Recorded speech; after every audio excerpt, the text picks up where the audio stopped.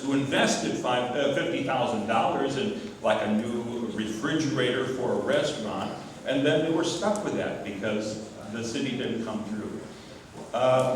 But as far as small businesses go, yeah, the people who own a restaurant or a shop downtown, they should be able to put out a billboard sign on the street. We need to be able to make it easier, especially with signage, for businesses to succeed. And also, it takes forever for these companies to get anything done with the city.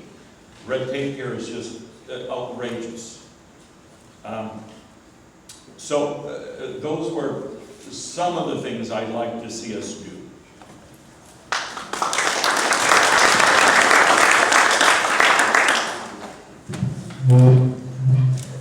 Eliseo Santana. Santana, doesn't it sound right? I've been hearing that all my life, and it's like, wow, Santana.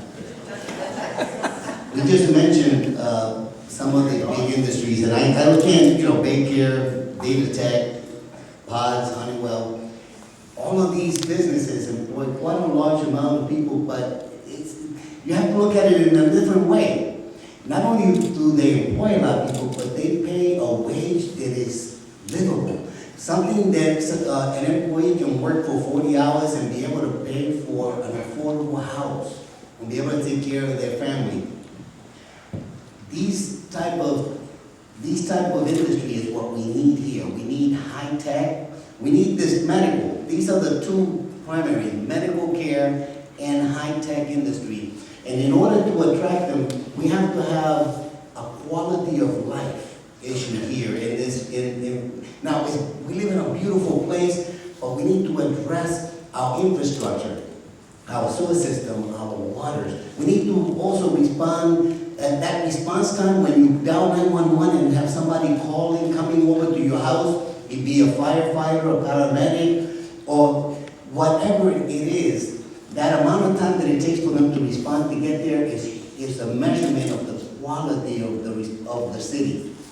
Unfortunately, right now we're neglecting, particularly in countryside, we have a new fire station there that is undermanned, and the amount of time that it takes for them to respond, particularly if they have to also respond to an accident on US 19, if they're responding on an accident on US 19 and you're on the countryside and you have a problem and you need that paramedic there, you're going to wait a long time. We need to address these issues. This is the quality of life issue. We also need to address transportation issues that we have a problem with in this area. And I'm out of time.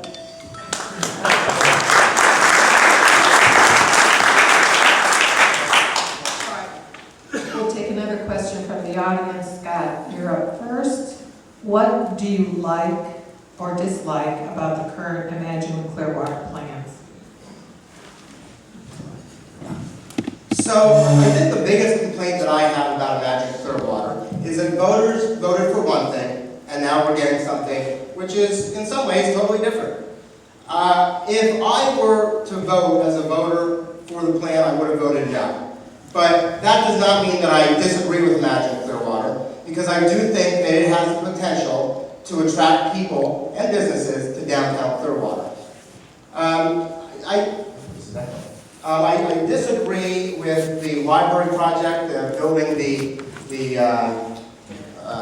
do you want to call that? The rooftop, yeah. The rooftop to the library. I would disagree with that. I do think that the amphitheater will help bring people in. I am concerned with the cost. I consider myself pretty fiscally conservative. But I think overall it is a good project that will bring people down. I think it's an expensive project. And I don't know if I would do as much of the landscaping as has been brought up, because I don't know how many people will visit the park itself. But I do think the amphitheater is something that we need to help bring businesses downtown.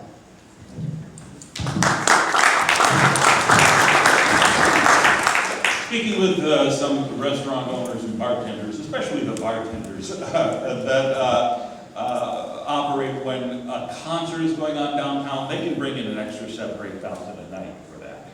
On the other hand, parking is such an issue that whenever there's any type of event at the Capitol Theater, for example, clear sky, says our businesses drop dead at that moment at 8 o'clock because there's no place for the customers to park.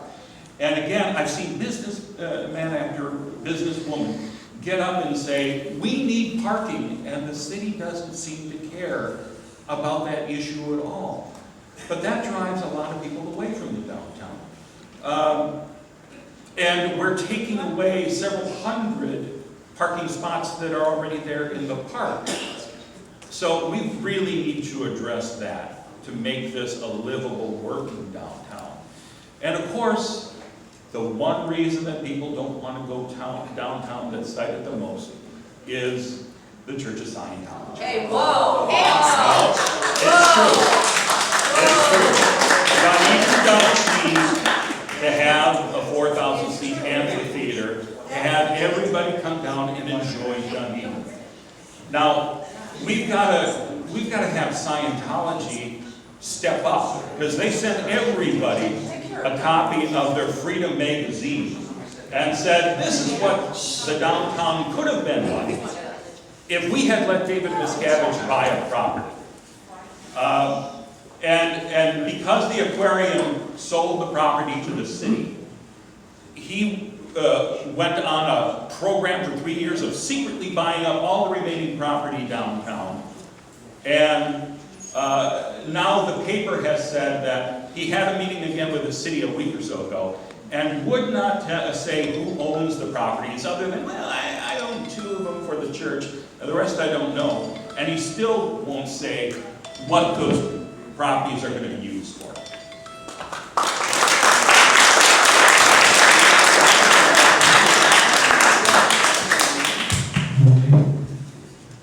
My name is Eliseo Santana.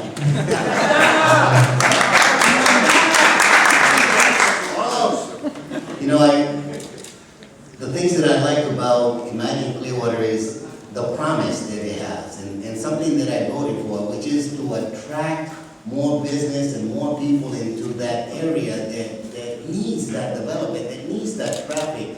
That is the promise. That's the thing that I like the most.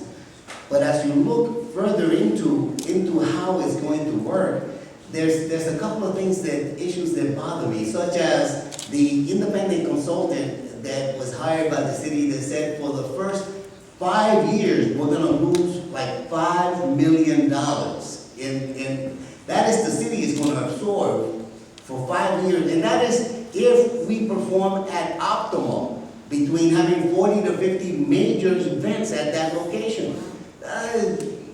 You know, I have a problem with that, in addition to the fact that I don't think that the residents that live in that area that will be affected by all of that traffic, all of that events happening, I don't think they've been properly brought in to be able to buy into something or to have their input. This, we need to rethink. We need to rethink, because there's something, I don't want that to be over us. In addition, and I have to address this, is that I am not a one single issue candidate. I am a person that wants to make sure that our city is strong. I am not after something that is going to, if followed to fruition, will bankrupt the city with all of the legal fees that will be incurred.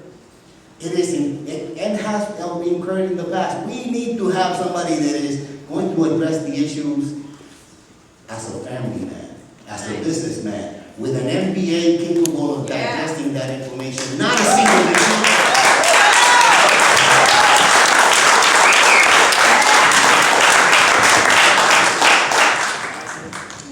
Okay, so what do I like about Imagine Clearwater? Well, I actually voted for Imagine Clearwater. I think it's a great idea to develop that area and enhance that park for our residents. I think the best thing about it is the location. It is just a gorgeous location right on the water and should be used and frequented by all of our residents, not just a select few. I think it has the potential to be an example park. It can be environmentally friendly. I've spoken before the City Council as they're developing their RFPs, requests for proposals for bids for that park, to make sure they have LEED certification levels for development there to protect our environment. No. All right? So they're saying, well, we'll work on it, we'll get back to you. That's not working, and it's not part of the program right now. It's so much easier to put those standards and requirements in on the front end than to try to retrofit it. The other thing that's good is, well, let's see. I like the location. I like the idea that it needs to be family friendly. I want to keep it green. We need more shade down there. Here are the things that are concerning. Like some others have mentioned, $6.5 million to remodel the library that's only 15 years old is problematic. I went and spoke before the library advisory board. They weren't consulted and asked any kind of opinion about that remodel, whether or not it was necessary. But that's going ahead. Parking is an absolute issue, and Michael Delk has said at those forums, we don't know what we're going to do about parking. I think before you put a shovel in the ground, you better know what you're going to do about parking. The consultants, I was there during the presentation to the council when they went through 40 or so PowerPoint slides showing different amphitheaters and venues across the country. They did not recommend 4,000 covered amphitheater. Ruth Eckerd Hall pushed for that sweet spot to make money. I think the residents need to come first, not Ruth Eckerd Hall in a concert venue.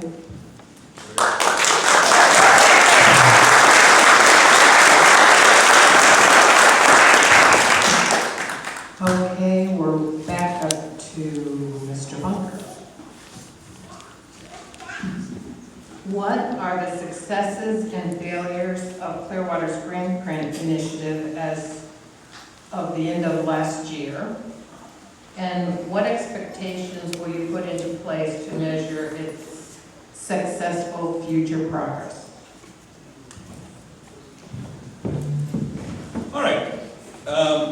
I've got to bow to Kathleen on environmental issues because she really walks the walk.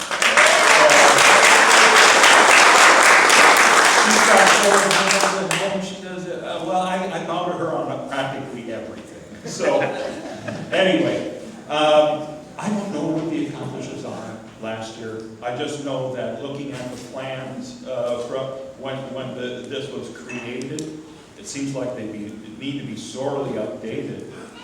They seem to be pointing to, hey, you know what? It would help if you all chip in. The little things you do is going to make a difference. Well, that's true. That's true. But I certainly believe we need more electric cars in our fleet, or at least hybrids. Sustainability is a real problem. Climate change is real. The storms are only going to get worse. The hurricanes are getting stronger. We've got to do everything we can to prepare for that. I would push to research further and take some action as a city, as a community, on strengthening our action toward that.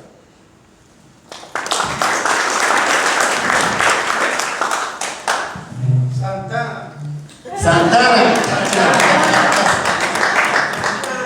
And don't forget to vote for Santana. I think the biggest accomplishment that I have seen is the information that has been put out. Let me tell you that the individual that is in charge of this program, she's been at my congregation there on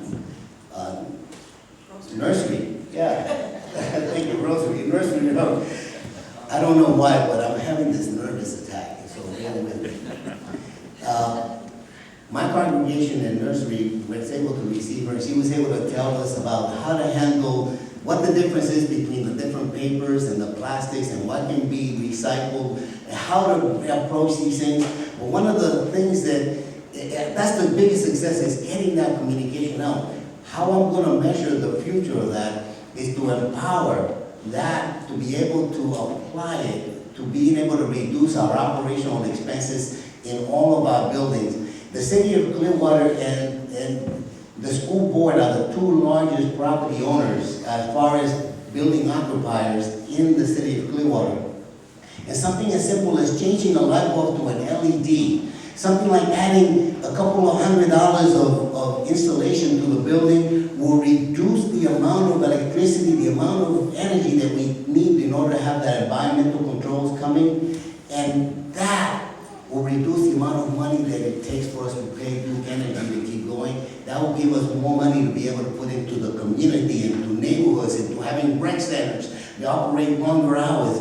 It is the essential that we also apply that to the individual homeowners, particularly those that have limited income, the ones who $20 a month savings is huge, and we can help by putting programs out that would increase that kind of programs to the individuals.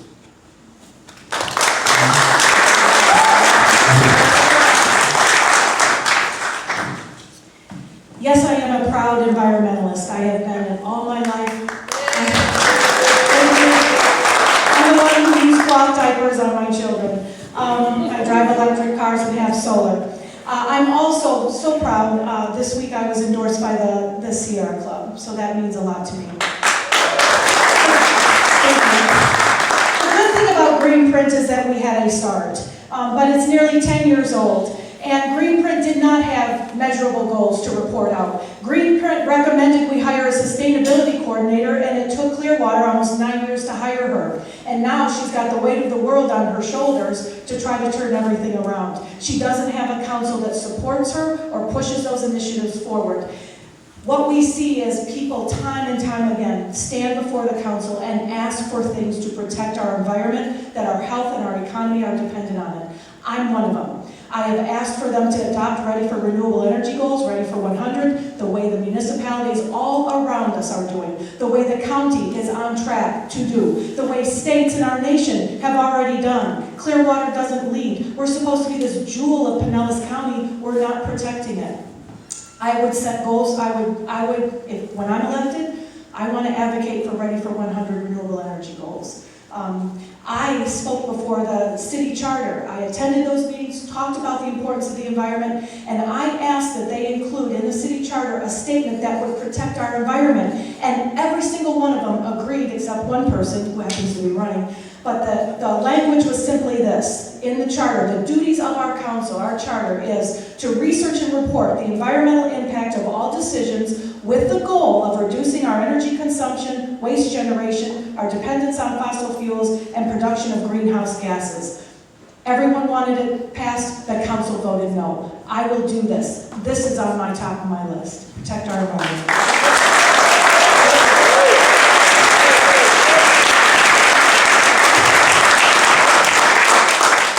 So I am certainly not an expert on the Greenprint initiative in Clearwater. So the first thing I would do is call Kathleen, because she is the expert. And I will hand her that. She has done amazing research, and she should be complimented for that.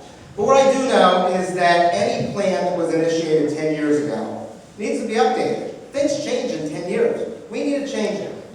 We have made positive strides. We hired a sustainability coordinator. Yes, did it take too long? It probably did. And nobody's doubting that. But I do think we are headed in that right direction. During the program that Mr. Bunker referred to earlier, the Clearwater Academy, we got to listen to the sustainability coordinator and visit the recycling center, and we are doing amazing things with recycling. So I do believe that the city is headed in the right direction. There's no doubt in that.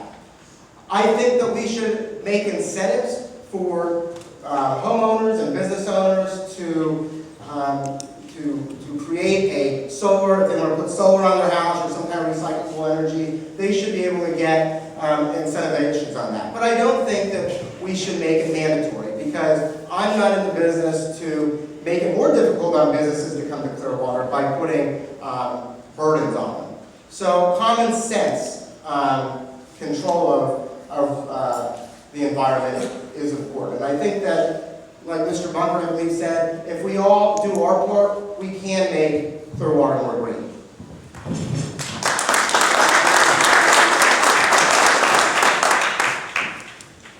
Okay. The next question is from the audience, and it is, what type of volunteer work have you done to improve Clearwater neighborhoods?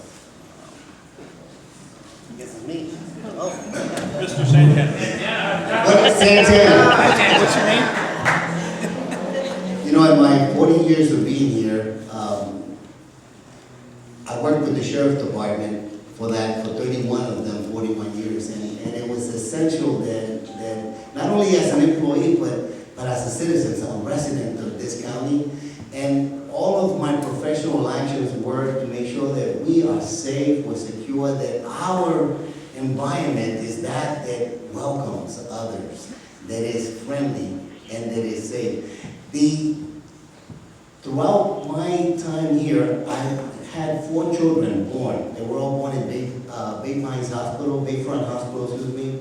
And I've had 13 of my grandchildren all born and live here. I have deep roots in the community here. It is essential that we approach,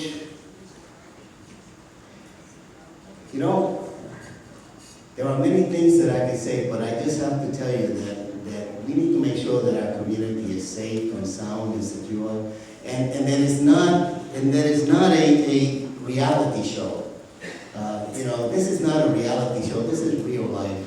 We need to have somebody in here that can do things to make sure that the quality of life and the safety of our community is there. I have volunteered as from Puerto Rico Connect, being able to bring in and help the many Puerto Ricans that arrived here after Maria. We were able also through RULAC arranged over 600 individual citizens to be able to vote. We have been able, I've spearheaded being able to feed 60 families to give them food that they needed for Thanksgiving so they can truly have a festival. It is essential that we have somebody that not just talks the talk, but actually is part of our community and helps it out. And you're looking at him right here, Santana.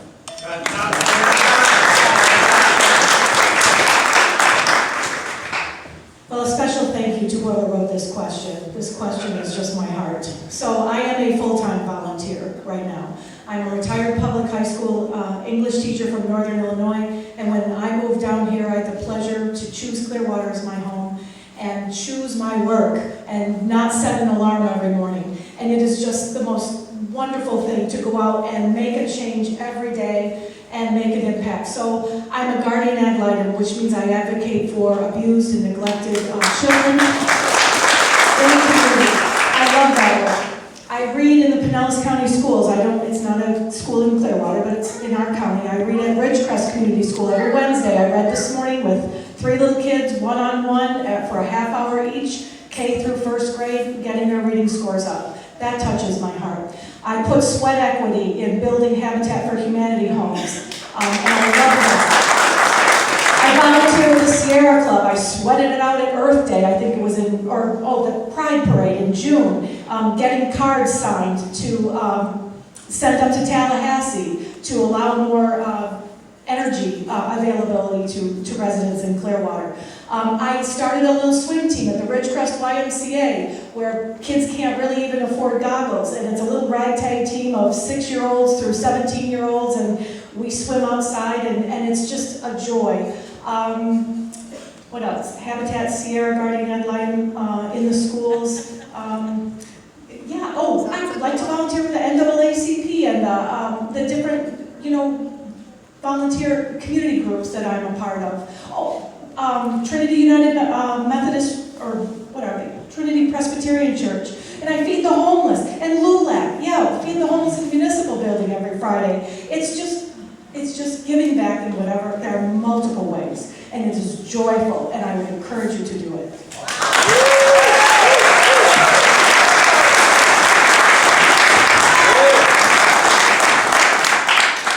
So, as I said earlier, I moved here about 2 years ago from Pottsville. So I haven't had much time to do volunteering, and it's a shame to say that because that is one thing that I love doing. So I'll go back to what I volunteered in when I lived in Pennsylvania. I served on the library board, which was a volunteer position. I read to students every month at the local schools. And the school board, unlike Florida, is a volunteer school board. So I put my volunteer time in for sure. It's important that we go out there and volunteer. When I was a teenager, not too long ago, when I was a teenager, I would go to local nursing homes and I would volunteer. And I was awarded Volunteer of the Year at one of the local nursing homes because I would go and I would talk to the residents. That's something that I like to do, but I get to do that every single day. I get to put a smile on people's faces when their family doesn't come to see them as much as they would like. I get to do a lot of that at work. I'm fortunate enough, like I said, to be the Human Resources Director at Manor Care in Dunedin. So I get to do my share of, I would say, volunteering there, but I could do more, and that's something I would like to do. Thank you. Once again, I bow down to Kathleen, who really is an inspiration. And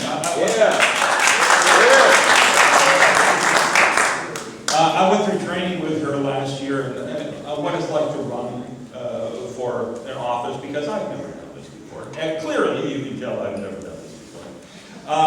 But I told her, listen, I don't want to take a single vote from you. So you tell me what seat you want, I'll run for the other seat. And then you joined in later, so I apologize. But Mr. Santana, everybody. Anyway, I am not out there volunteering all over the place as I should be.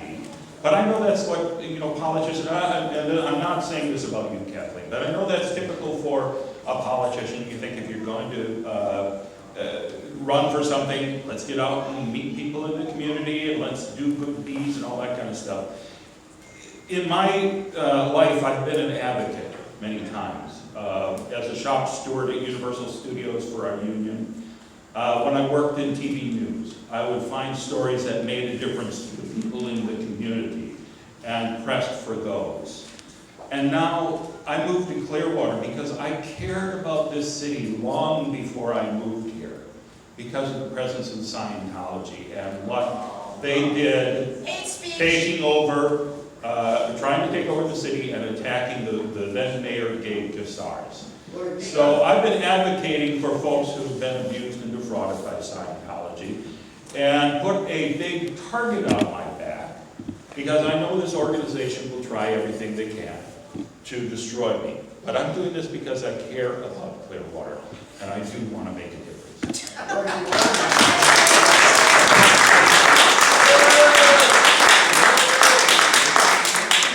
Okay. Kathleen, you're up. What is the current status of Clearwater's Complete Street project? And how would you prioritize these projects? And what will you do to ensure these projects are completed before December 31st, 2023?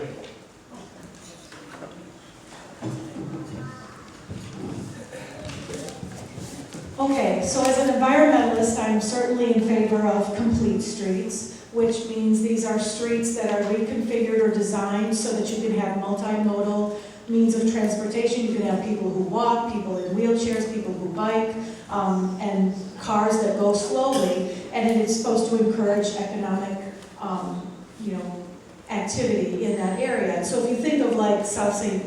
Pete and Central Avenue, that's kind of it. Dunedin has a feel of a complete street with some cars and walking and shopping and multiple ways to move around that main street.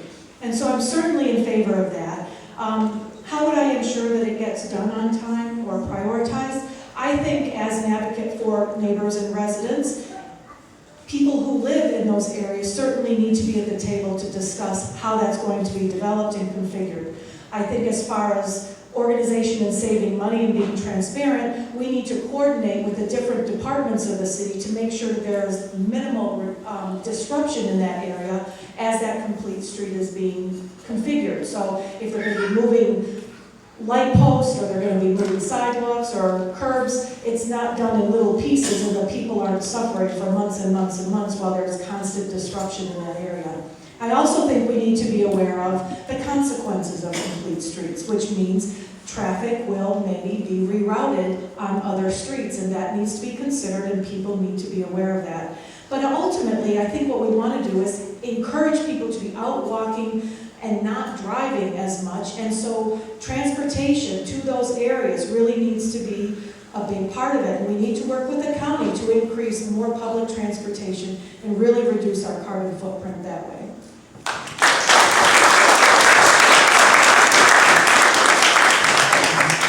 Complete streets is something that's vitally important. There are a lot of people out there that don't drive a car, so they walk. And we need to make sure that whether they're walking, riding their bicycle, that the areas that they're traveling in are safe for them to travel. So many times we see in the newspaper that somebody got struck by a car, walking or riding a bike. That comes down to the complete street project. On January 3rd, I don't know how many of you received the updates from the city of Clearwater, but I do. And on January 3rd, they announced that the Forward Pinellas, as well as the Florida Department of Transportation, signed on to complete the Drew Street project. So I think that's a step in the right direction. But I also think that, like I said, making it easier for people to get around the city will reduce traffic, and doing it in a safe manner is also vital. In my job right now, I have a lot of people who don't drive. And you know what? They ride their bicycle or they take a bus. And buses are great, but some people don't have a bus station near them and they have to ride their bicycle. I worry when I'm driving to work, a lot of those neighborhoods don't have sidewalks. And I worry for their safety. So complete streets is absolutely a necessity, something that I also think we need to really study, because like Kathleen said, traffic will be rerouted while they're working on those streets. So making sure that the residents are informed of when these projects are happening, communication from the city to the residents is vital as well.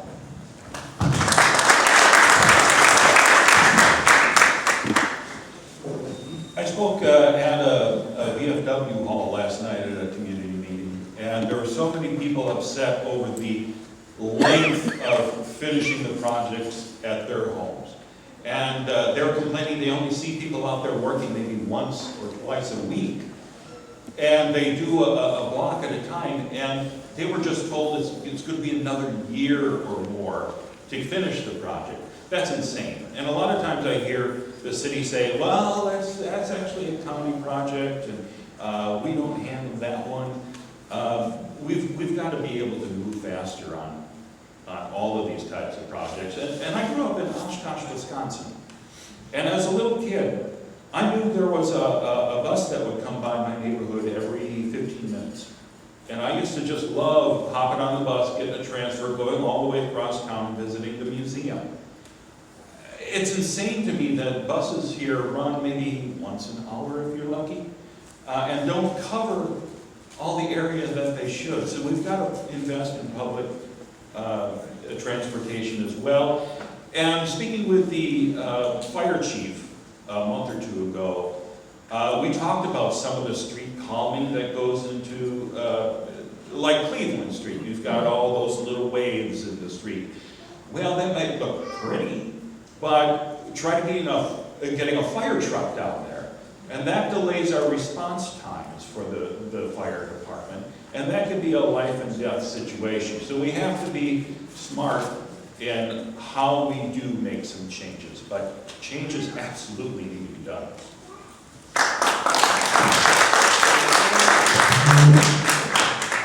My name is Santana. I just talked to the chief of police yesterday,